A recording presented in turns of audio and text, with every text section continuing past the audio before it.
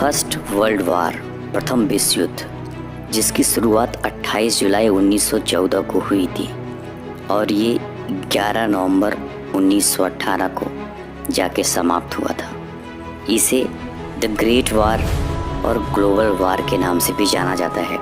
ये उस वक्त का दुनिया के इतिहास में सबसे भयानक युद्ध था और किसी को ये अंदेशा भी नहीं था कि इसके बाद कोई ऐसा युद्ध दोबारा भी हो सकता है। इसलिए इसे द ग्रेट वॉर के नाम से भी जाना जाता है।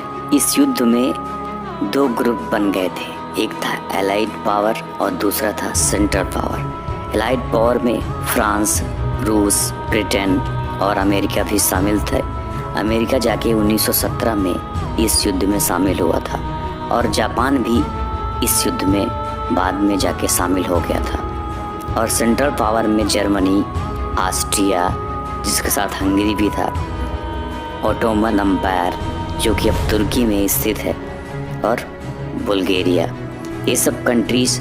वैसे इस युद्ध में दुनिया के कुल 37 देशों ने भाग ले लिया था और ये बहुत ही भयानक युद्ध था। इस युद्ध में लगभग 1,70,00,000 से भी अधिक लोग मारे गए थे और 2 करोड़ से भी अधिक लोग घायल हुए थे। ये दुनिया का बहुत ही खतरनाक युद्ध था। इस युद्ध की शुरुआत आखिर होती क्यों है?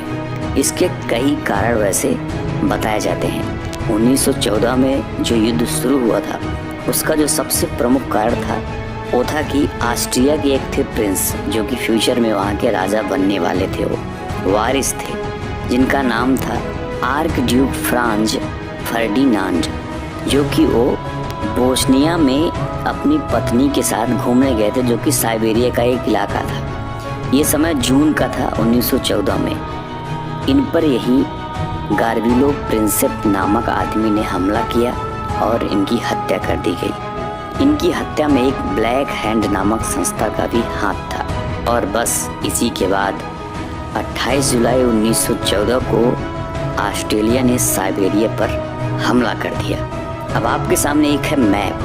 अब मैप में देख सकते हो आप, ये समझ लो ऑस्ट्रिया उस वक्त मतलब ऑस्ट्रो हंगेरियन एम्पायर था वो, तो ये ऑस्ट्रिया और नीचे है साइबेरिया। साइबेरिया में घूमने गए थे और वहीं पर उनकी हत्या हुई।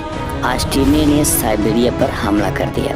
उसके बाद साइबेरिया ने रूस से मदद मांगी। रूस ने फिर ऑस्ट्रिया पर साइबेरिया के समर्थन में हमला कर दिया। अब इसको देखते हुए जापान ने क्या किया? रूस पर हमला कर दिया। किसके समर्थन में? ऑस्ट्रिया के समर्थन में। मतलब पूरी दुनिया एक दूसरे के समर्थन में एक दूसरे पर हमला करने लगे।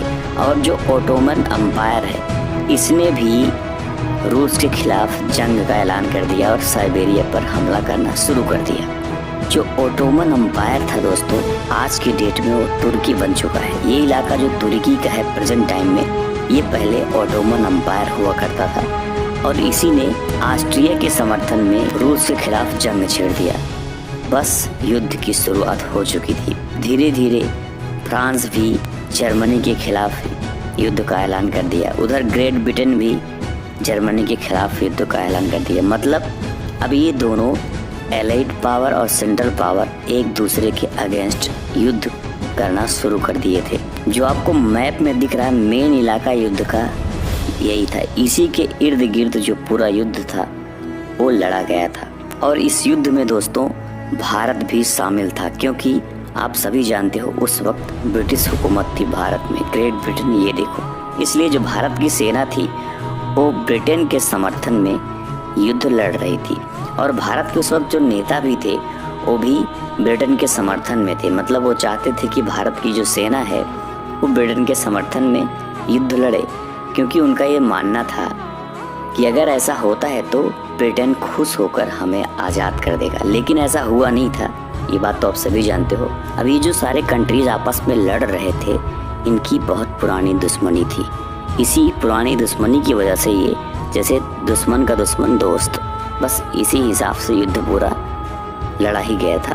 दोस्तों यह युद्ध पूरा लगभग 4 वर्ष तक चला था। इसमें 37 देशों ने भाग लिया था और 6.5 करोड़ सैनिक इसमें हिस्सा लिए थे, जिसमें से लगभग 1.5 करोड़ से भी अधिक सैनिक मारे जा चुके थे।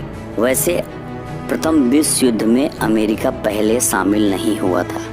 अमेरिका के उस वक्त के राष्ट्रपति थे वुडरो विल्सन, लेकिन बाद में 1917 में अमेरिका भी इस युद्ध में शामिल हो गया, क्योंकि जर्मनी के द्वारा इंग्लैंड के लुसितानिया नामक जहाज को डुबो दिया गया और इस जहाज में कुल 1153 लोग बैठे हुए थे जिनकी मृत्यु हो गई, जिसमें से 128 व्यक्ति अमेरिका के थे। बस इसी के बाद अमेरिका भी इस युद्ध में शामिल हो गया था। प्रथम विश्व युद्ध का परिणाम क्या हुआ? इस युद्ध में कई देश बिखर गए, जैसे जर्मनी, ऑस्ट्रिया, हंगरी, उस्मानिया, ये सब कंट्री बिखर गए थे। इनकी बहुत बुरी हार हुई थी। प्रथम विश्व युद्ध के बाद जर्मनी में पुरुषों की संख्या इतनी कम हो गई थी कि हर 3 औरतों में से एक को ही पति मिल पाता था।